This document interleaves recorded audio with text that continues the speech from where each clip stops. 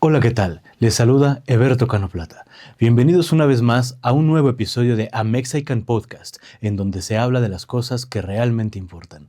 El día de hoy contamos con la participación de la diputada Paola Jiménez, quien nos viene a hablar un poquito de los temas de la política en el Estado de México y cómo ella lo percibe. Bienvenidos.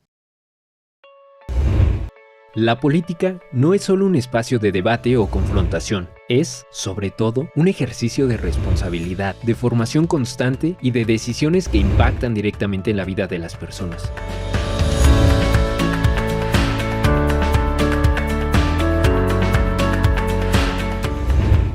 Paola Jiménez Hernández cuenta con una sólida formación en ciencia política, derecho y administración pública. Es doctora en Administración Pública y ha complementado su preparación con estudios en Gestión Pública, Comunicación Política y Análisis Estratégico. A lo largo de su trayectoria, ha combinado el servicio público con la docencia universitaria, formando generaciones que entienden la política como un acto de servicio y no como una aspiración de poder. Actualmente se desempeña como diputada local en el Congreso del Estado de México, donde ha participado en diversas comisiones relacionadas con seguridad, innovación gubernamental, medio ambiente y desarrollo social. Desde ahí, ha impulsado una política basada en la gestión y la colaboración, promoviendo programas y convenios con el sector empresarial, educativo y social para atender necesidades reales en las comunidades.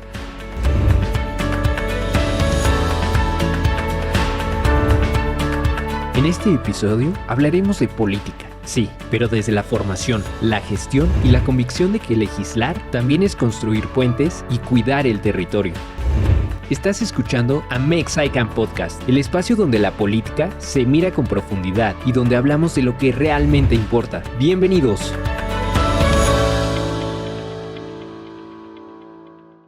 Paola, bienvenida aquí con nosotros. Muchísimas gracias por aceptar la invitación a que podamos platicar y a conocernos un poquito mejor. De hecho, me gustaría que pudiéramos empezar, si nos pudieras contar un poquito de quién es Paola Jiménez. Pues muchas gracias primero, querido Berto, por invitarme y darme esta oportunidad de poder platicar contigo. Pues yo soy una mujer toluqueña, nacida aquí en esta ciudad tan maravillosa, estudiosa, egresada de instituciones públicas. Cuento con 2 licenciaturas, 4 maestrías, un doctorado, hecho de la academia, parte fundamental de mi vida, me ha acompañado siempre. Soy docente de la Universidad Autónoma del Estado de México. Y bueno, he tenido la posibilidad de representar en distintas ocasiones a mi municipio, a la población toluqueña y a las y los mexiquenses. He sido diputada federal, regidora, 2 veces diputada local, lo cual me ha permitido tener un mayor conocimiento de lo que son las necesidades. Y bueno, hoy presido una asociación civil que es la asociación civil más importante que hay en el Estado de México, que tiene que ver con perspectiva de género, que se llama La Jefa, donde comunitariamente nos vinculamos miles de mujeres para ayudar a otras mujeres y para sacar adelante las labores no solamente del día a día, sino también de nuestras comunidades. Este esfuerzo lo hago con la academia, con la sociedad civil, con la iniciativa privada, y nos ha permitido que podamos ir empoderando a las mujeres, pero también sacándolas de distintos modelos de violencia. Y bueno, soy mamá de Carlos Elías y de Ivana. Sí.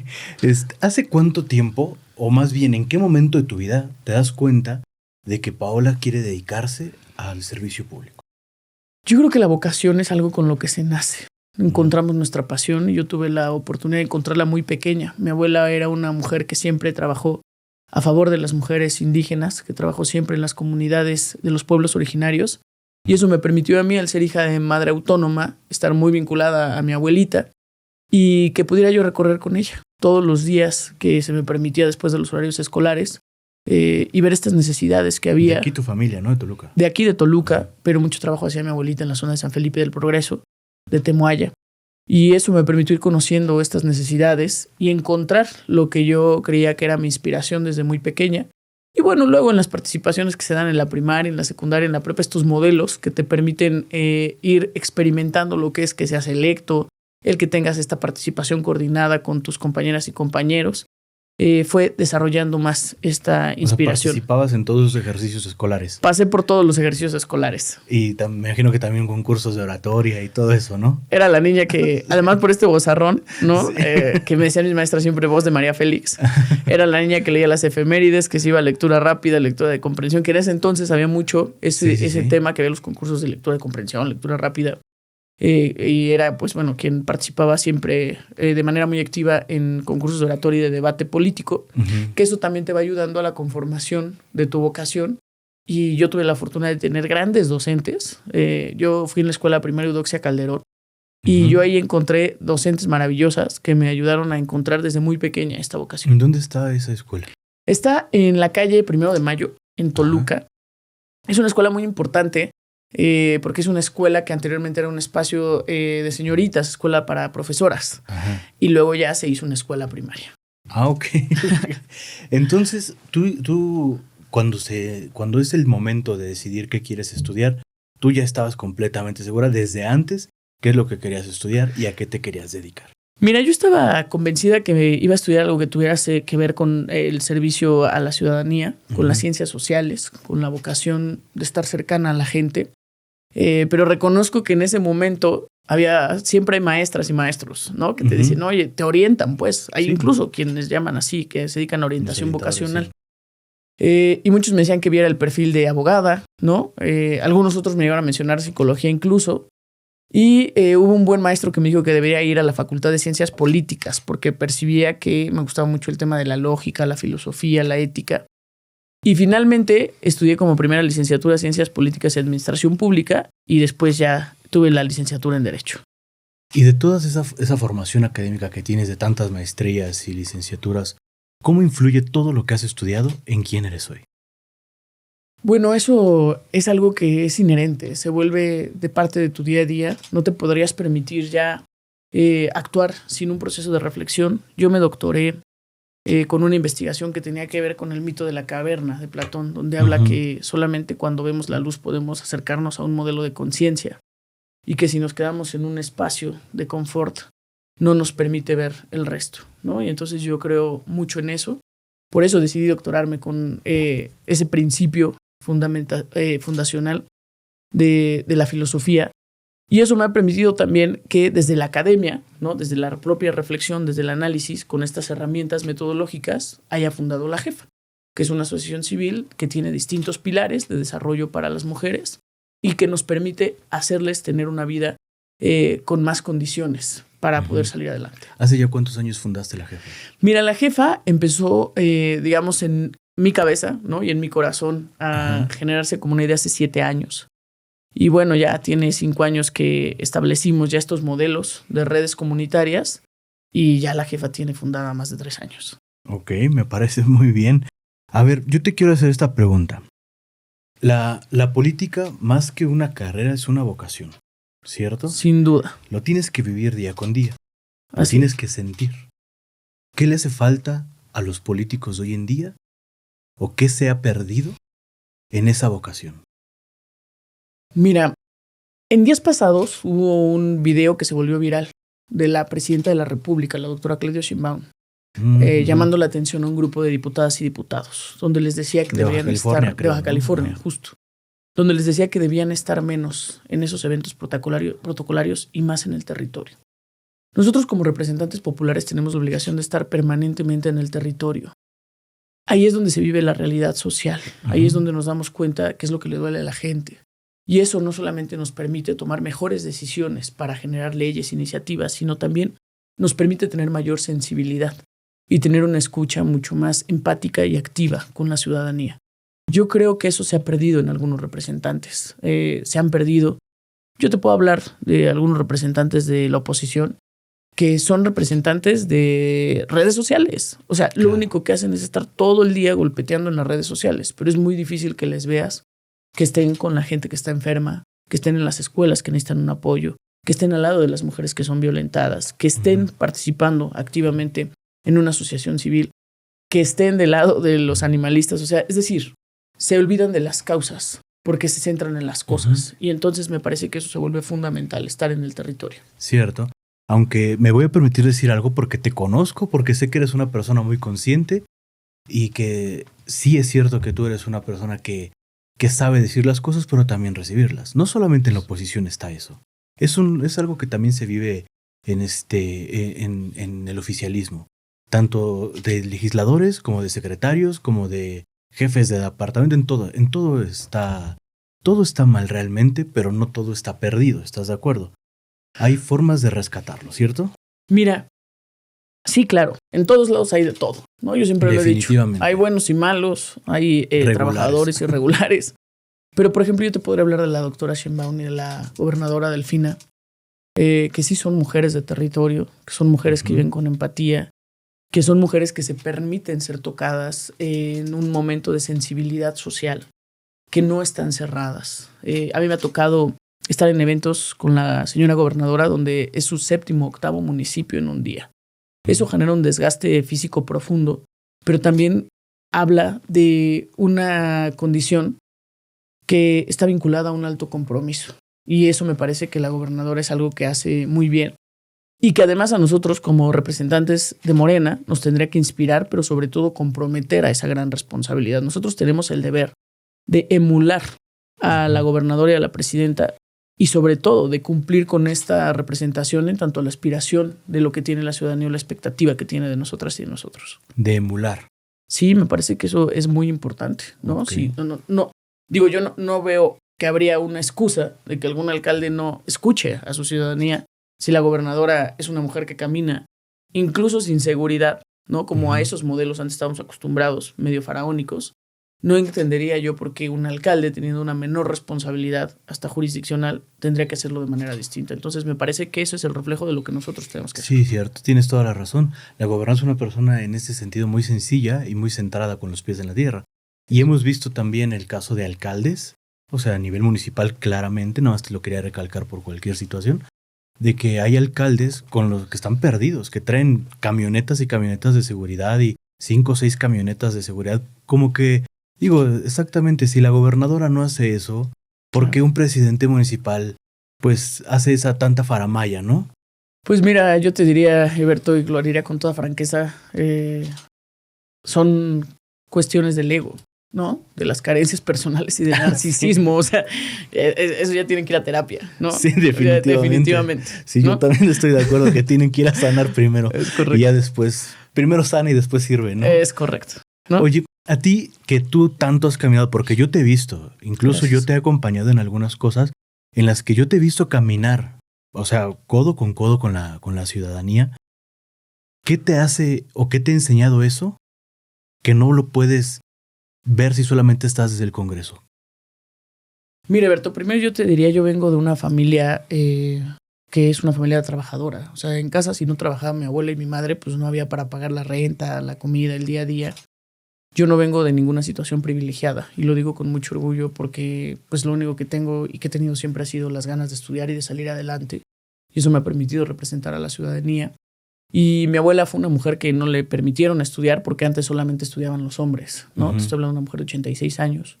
Mi madre fue una mujer que fue una mamá joven y tuvo que tomar la determinación de salirse de estudiar para sostenerme, como muchas mujeres, porque en nuestro país 4 de cada 10 hogares se componen por jefas de familia. Por eso nombré así a mi asociación civil.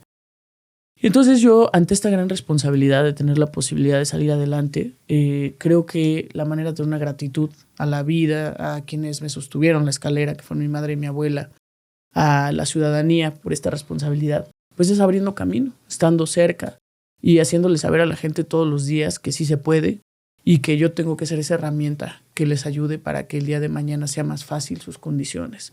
Yo tengo que ser esa herramienta para que la niña que muestra algún talento pueda tener una beca. Yo tengo que ser esa herramienta para que la mujer que necesita un respaldo jurídico pueda tener un abogado. Yo tengo que ser esa herramienta para que una persona enferma pueda saber que las medicinas pueden llegar a su hogar. Que finalmente eso estamos electos y para eso somos institución y gobierno. Para facilitar, ser facilitadores, pero sobre todo para estar cerca. Entender que cuando hay una necesidad o cuando hay una vulnerabilidad, se vuelve muy complejo que la gente llegue a ti y tú tienes la obligación de llegar a la gente.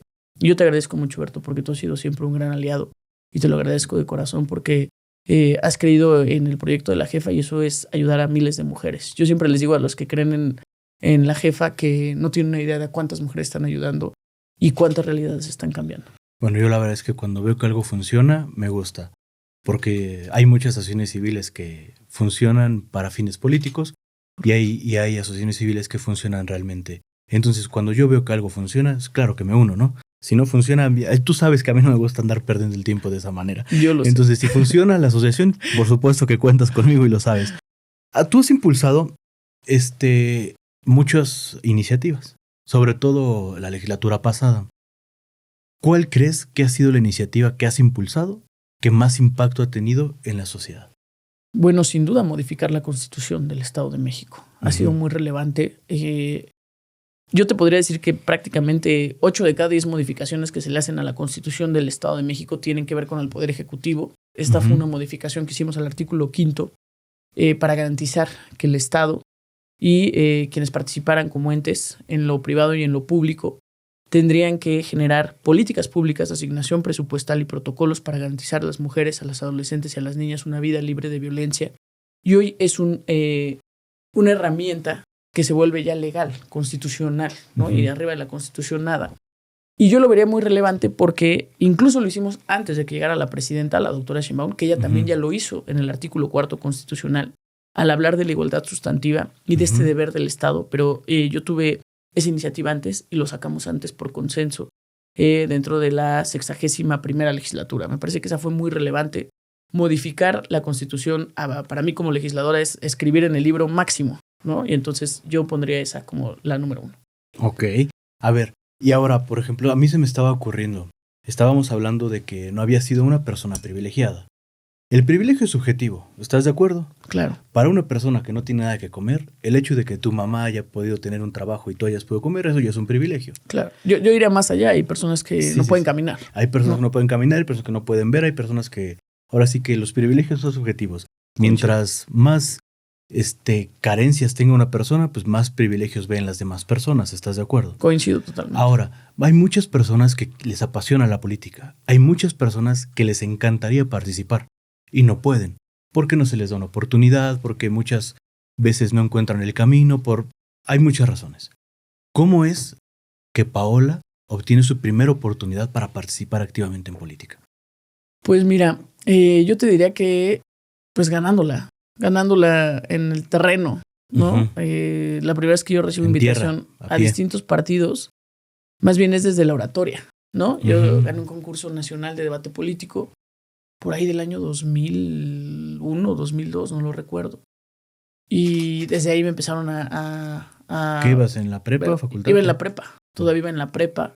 Y luego en la facultad lo repetí, ¿no? En esta constancia. Y entonces ahí, como los propios partidos políticos organizaban estos concursos, de alguna manera veían que podía haber algún semillero, ¿no? Antes había esta importancia de los semilleros de las y los jóvenes.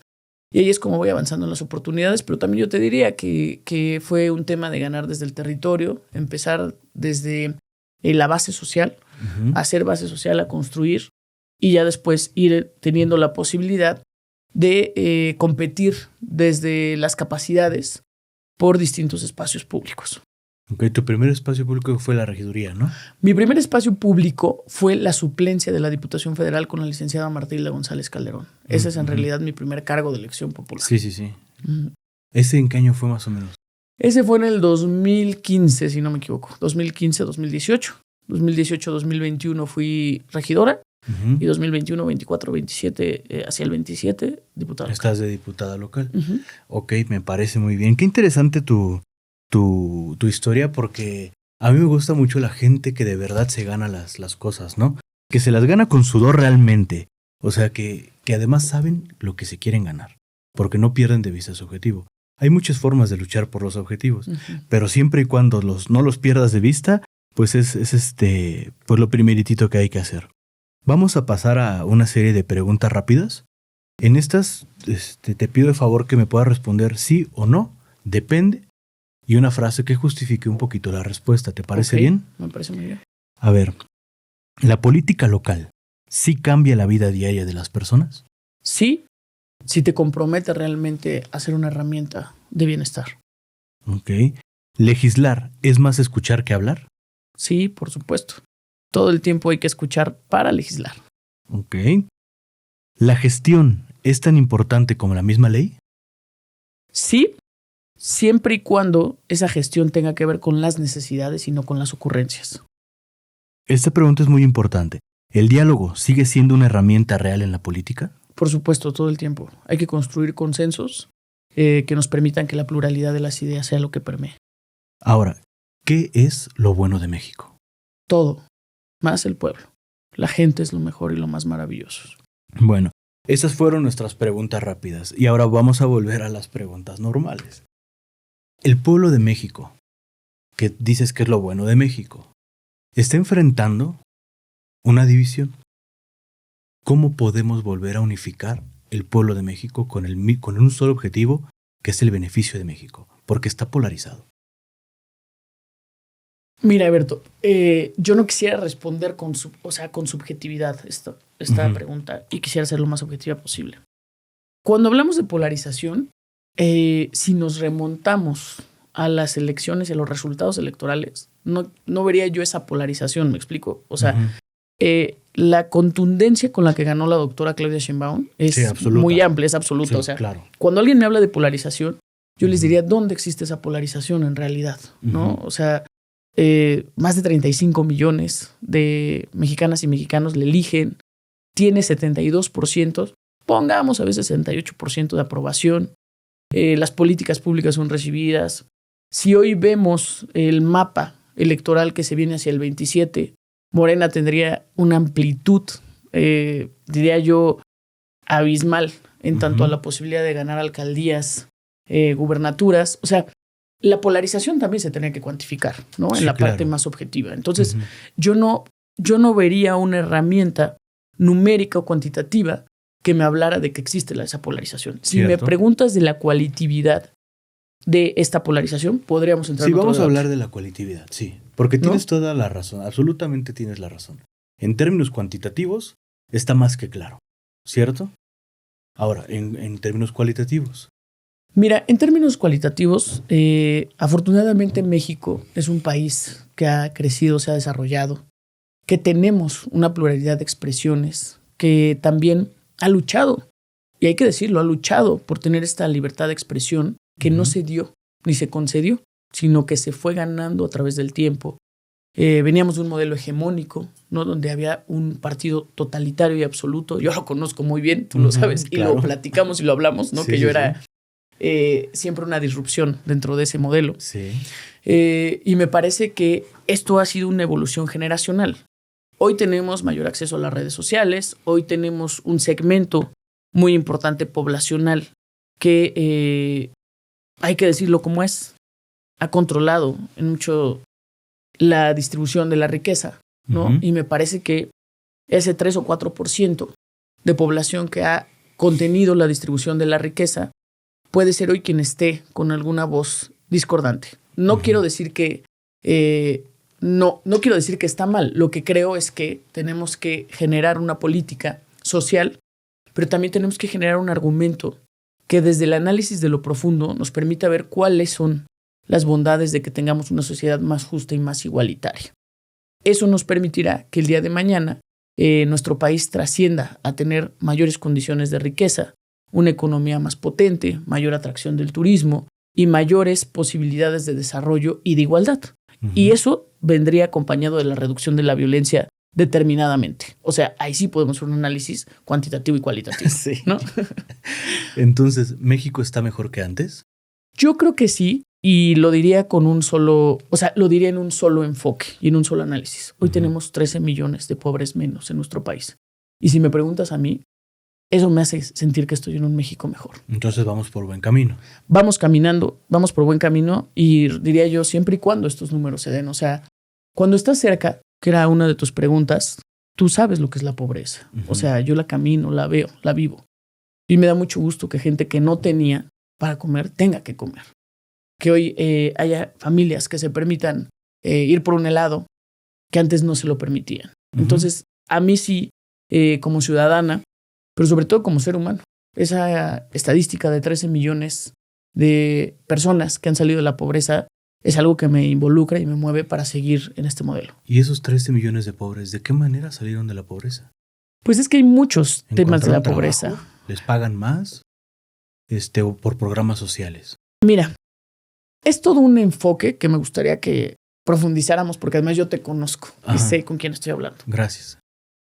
Y hablo con una persona muy inteligente, eso es a lo que me refiero. Gracias. Hay quienes están en contra de los programas sociales, ¿no? Porque dicen, oye, hay una transferencia económica, ¿no? Y eso, ¿cómo hace crecer al país? Pero sí hay una explicación de cómo hace crecer al país.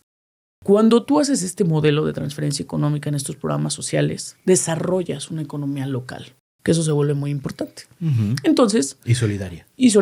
Entonces, la persona que antes no tenía para comprar 1 kilo de carne, hoy tiene para comprar ese kilo de carne, y el carnicero tiene para pagar a su ayudante, y su ayudante tiene para darle escuela a sus hijos. Se vuelve una cadena comunitaria y económica que va hacia una evolución. Entonces, creo que eso tiene que ir hacia una mayor profundidad. Estábamos muy acostumbrados a un modelo, yo diría, a aquel modelo de Roosevelt, ¿no? A ver, o sea, es infraestructura, es obras. Sí, pero bueno, hoy hay otra distribución de la riqueza con un enfoque más keynesiano de hagamos esta distribución que se va en la comunidad. Hoy, la abuelita que antes no tenía, ¿no? La garantía porque no tuvo acceso a una pensión, porque dedicó su vida al hogar, porque nunca tuvo una retribución, porque vivió en un modelo misógino y machista, ¿no? Donde el abuelo tenía 3 o 4 familias, hoy tiene derecho a una pensión que le dignifica su vida en el día a día. A mí esas cosas me parecen que es justicia social. Y me parece que una distribución. Y ese dinero no es que se quede atorado. No es que lo metan en un colchón y se quede en una caja. Sí, no. Ese dinero se está distribuyendo. Claro, se está generando riqueza. Y entonces me parece que ahí es donde vamos con este modelo de riqueza que pues al final nos da una mayor distribución. Claro, ese es el objetivo por el cual nace la economía social y solidaria. Es correcto. Porque la verdad es que el dinero no se pierde. El dinero solamente cambia de manos. Y esa es una de las cosas que tenemos que ver más. Mientras más circulación de dinero haya, pues más riqueza va a generar, mayor bienestar social. En eso estoy de acuerdo. Yo, en lo que tú sabes perfectamente, yo no estoy de acuerdo es en cómo se está distribuyendo, pero sí estoy de acuerdo en que se distribuya, ¿no? Creo que podríamos pulir un poquito mejor eso. Ahí me parece que donde hay una gran oportunidad es ir de la mano con los empresarios. Yo siempre lo he dicho en reuniones abiertas con distintos órganos empresariales, tenemos que ver cuáles son los incentivos para que sigan invirtiendo en nuestro país de manera más justa. Y lo explico muy claro. El día que tengan las y los empresarios mayores incentivos, mayores garantías, mayores condiciones fiscales para invertir, habrá más empleo y eso le permitirá a las administraciones públicas adelgazarse. Hoy el gran problema del gobierno es que todo el mundo quiere trabajar en el gobierno. Sí. Si damos más oportunidades al empresariado, si vamos de la mano, si le invertimos, vamos a adelgazar la administración pública y eso nos va a permitir también que la administración pública cuente con más recursos para hacer una mayor distribución. Definitivamente. Eso creo que es importante. Me acuerdo, de hecho, de la primera vez que tuvimos una reunión que me dijiste que qué le faltaba o qué necesidad teníamos nosotros como empresarios. Y yo solamente te lo respondí claramente y sigue siendo la misma necesidad, amiga. Es, no me des, pero no me quites. Así de simple. No me des programas, no me des nada más, dame la oportunidad de generar y ya. Es lo único que necesitamos. Entonces, y sobre todo, las condiciones de seguridad para poder invertir. Esa es la cuestión, porque se abre un pequeño negocio, a los 2-3 días ya hay una persona extorsionándolo. Esa es una de las cosas que más nos duelen al sector empresarial. Pero bueno, creo que también el gobierno federal se está avanzando, ¿no? Sí. O sea, hemos visto cosas como en Michoacán, ¿no? Como apenas el alcalde de Tequila, ¿no? A ver, a mí me encantó eso. Yo creo que también eso es algo que hay que hablarlo y hay que ponerlo en la mesa. Yo le aplaudo a la presidenta y a lo del alcalde de Tequila, claro, siendo del partido, ¿eh? Sí, está bien. Ahí están en la cárcel. Es que eso está bien porque entonces es verdad eso de que caiga quien caiga, ¿no? Quien esté haciendo mal, pues va a caer. Sin duda. Es algo que yo le aplaudo mucho a la presidenta y al secretario Harfuch. De verdad que es para reconocer. Eso deberíamos también empezar a hacer aquí en el Estado de México. Ahora, ¿los partidos políticos están dejando a un lado realmente a los jóvenes? Mira, me parece que sí. Me parece que hoy están regresando a ver a los jóvenes, pero yo diría sobre todo están reposicionando el papel de la juventud, que eso tiene que ser un llamado. A ver, las y los jóvenes están pidiendo no solo espacios de participación a través de un jingle, ¿sabes? O sea, sí, claro. No ofendas mi inteligencia creyendo que por eso voy a votar por ti. Hoy vemos partidos políticos donde salen sus candidatos con una cerveza en la mesa creyendo que eso va a jalar al sector de los jóvenes. Me parece que las y los jóvenes son un modelo mucho más reflexivo, que además tienen una carga de información ya muy importante. Y más, ¿no? Esta nueva generación. Claro, ¿no? Esta generación ya, o sea, todo te lo procesa en un minuto tomando su celular. Y creo que eso hace un compromiso doble para los partidos políticos. Hoy los partidos políticos tienen que tener más sustancia para poder traer a las y los jóvenes a sus filas. Y creo que ese es un gran reto. ¿Qué pensaría yo? A ver, yo creo que en el momento en el que yo fui joven o fui una militante joven, hablabas de la reflexión. O sea, hablabas de que verdaderamente hubiera un espacio que te permitiera que participaras Y, por ejemplo, a mí me tocó encabezar un movimiento donde negábamos la posibilidad de que no hubiera una elección interna entre los jóvenes para saber qué jóvenes pudiesen ser postulados. Entonces creo que desde ahí se debe democratizar también, ¿no? Ese es el primer ejercicio, diría yo, esta vocación asambleísta, ¿no? De, a ver, jóvenes, pónganse de acuerdo y ustedes mismos elijan al lado o el joven que quieren que les represente. Y eso creo que permitiría que se fueran democratizando estos modelos de participación. Como el jefe de grupo, ¿no? Como el jefe, así, sí, igualito, prácticamente. ¿no? A ver quién va a ser el jefe de grupo, sí. quién junta, órale. Primer día de clases, ¿no? Ni se conocen, sí, pero sí, ya votaron por uno. Exacto. Sí, definitivamente. Ahora, ¿qué le dirías a los jóvenes que ven la política con desconfianza? Pues yo les diría que todo es político. Lo que los jóvenes no quieren es a los partidos políticos. Pero tienen que entender que los partidos políticos tienen distintas referencias, tienen distintos sectores, distintos bloques. Y yo creo que se tienen que acercar ellos con la convicción de que en los partidos políticos cabe la forma de hacer una nueva forma de política. O sea, eso es lo que nos tiene que inspirar. Que hay posibilidades de hacer nuevas formas de política y que ahí está el reto sustantivo. O sea, no es llegar en la comodidad de levantar el brazo y a ver qué es lo que me van a dar, ¿no? Claro, es más bien, ¿qué es el espacio que me voy a ganar? Y creo que a partir de eso es que pueden las y los jóvenes tener una mayor condición de incentivos para querer participar en los partidos políticos. Pero ¿cómo creas una receta nueva con los mismos ingredientes de hace 50 años? Bueno, todo se modifica y todo se mueve, ¿no? O sea, a ver, la sociedad es el activo más cambiante y creo que eso hay que entenderlo, que la sociedad es dinámica y que tienes que encontrar formas de participación. Yo en la legislatura, en la 61ª legislatura, siempre fui una voz que generaba debate, ¿no? Que incluso sacamos algunas iniciativas, leyes que habían quedado guardadas y encajonadas por más de 10, 15 años. Sí. Y bueno, hay que atreverse. Sí, pero tú eres un ingrediente nuevo, si lo vemos desde ese punto de vista. Tú eres un ingrediente nuevo en la política. Pero esos ingredientes que llevan años y años y años en la política, ¿cómo van a crear algo nuevo? ¿Cómo lo van a hacer si no se quieren ir? No, pero a ver, o sea, ahí habla la reforma también de la presidenta, que ese tiene una interpretación también. A ver, ya se tienen que acabar los plurinominales, y no en su totalidad, si se tienen que reducir en una expresión importante. O sea, si tú analizas quiénes ocupan los puestos plurinominales, te vas a dar cuenta, Berto, que todo el tiempo son los mismos cuadros, los famosos dinos, sí. ¿No? A ver, no, perdón, vámonos y ganémonos el espacio. Yo te agradezco mucho y siempre lo guardaré en mi corazón, que la elección más complicada de mi vida, ¿no? Donde tú mejor que nadie sabes que la ética y la rectitud siempre fue para mí mi bastión, pudimos sacarla adelante. Pero es ve y gánatelo. O sea, convence, trabaja. Y la ciudadanía sabe y evalúa. Y entonces yo creo que por eso la reforma es acertada. Tenemos que reducir a los representantes plurinominales, porque además, o sea, nadie quiere más representantes plurinominales como los que hemos venido viendo que se perpetúan. Tampoco queremos que las esposas del que está ahorita sea, ¿eh? A ver, o sea, lo del nepotismo es maravilloso, como o sea, ya se acabaron las épocas feudales, ¿no? Sí, que yo sepa, ya no vivimos en virreinatos. Sí, hay familias que tienen 15 años gobernando un municipio. Son unos desvergonzados, ¿no? Porque hay partidos políticos que creen que la paridad solo está bien si se vuelve un tema familiar. Exactamente. ¿No? Ya no puedo yo, pero mi esposa sí, ¿no? Y si no, yo me regreso. Ah, sí, también, ¿no? O sea, definitivamente. Ya están haciendo campaña. Es correcto. Definitivamente. Entonces, ese tipo de cosas tampoco las queremos. O hermanos, como es el caso en Zacatecas, ¿no? Que ahora ya le dijeron que no puede ir. Ya sacó su evento para decir que siempre sí va a ir, que a él no le importa la reforma, él va a ir. Pues ya veremos lo que dice el electorado. Pues es que digo, ¿cómo puede realmente la presidenta generar un cambio si en su mismo equipo se le están revelando de esa manera, ¿no? Claro. Entonces es una de las cosas que yo siempre he pugnado porque no hay, que es la coherencia en la política mexicana.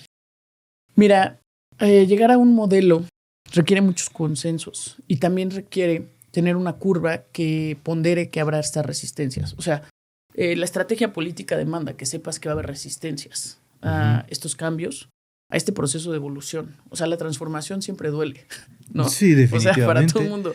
Es como, no podemos crecer si no hay incomodidad. Solo se crece desde la incomodidad. A ver, hasta desde la adolescencia, ¿no? Por eso se llama así, porque adoleces de todo, sí, ¿no? Sí. Entonces es crecer, pues. Entonces para crecer hay que luchar con estas resistencias. Definitivamente.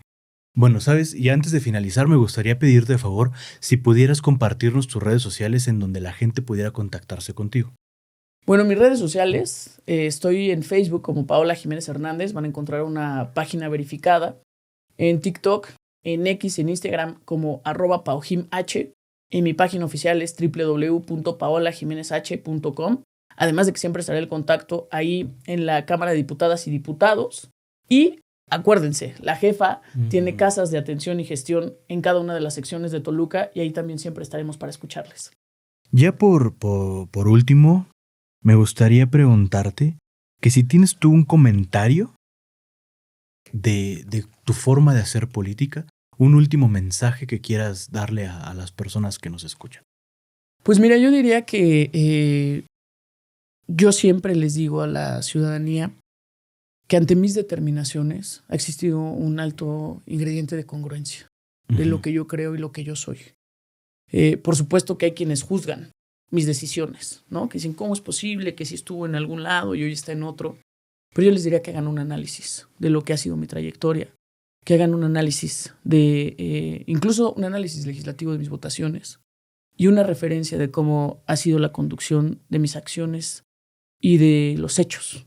Y entonces se darán cuenta que esta congruencia, que seguiré trabajando siempre con esta congruencia viva.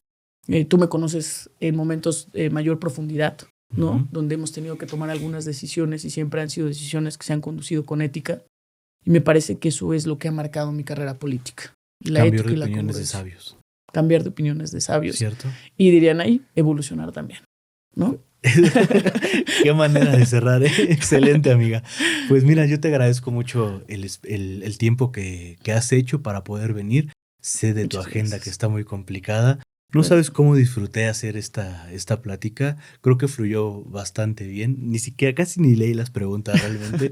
Fue como se fue dando y eso es porque yo me siento cómodo platicando contigo y porque eres una persona con la que se puede dialogar. Muchas gracias por estar aquí con nosotros. Muchas gracias a ti y como lo decía yo, estoy con mi querido amigo.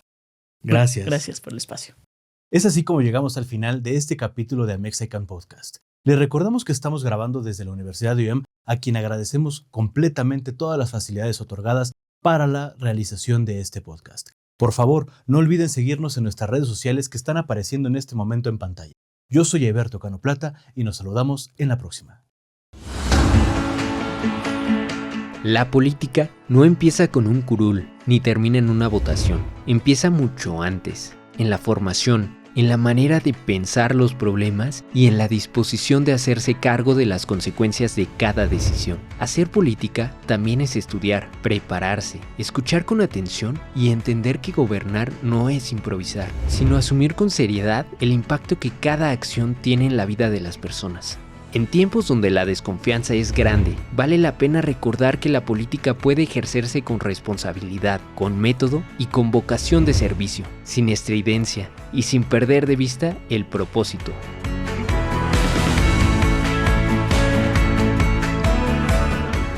Gracias por acompañarnos en este espacio donde reflexionamos sobre el poder de decidir, la importancia de formarse y la necesidad de construir desde la conciencia pública. Esto es A Mexican Podcast, donde hablamos de lo que realmente importa. ¡Hasta la próxima!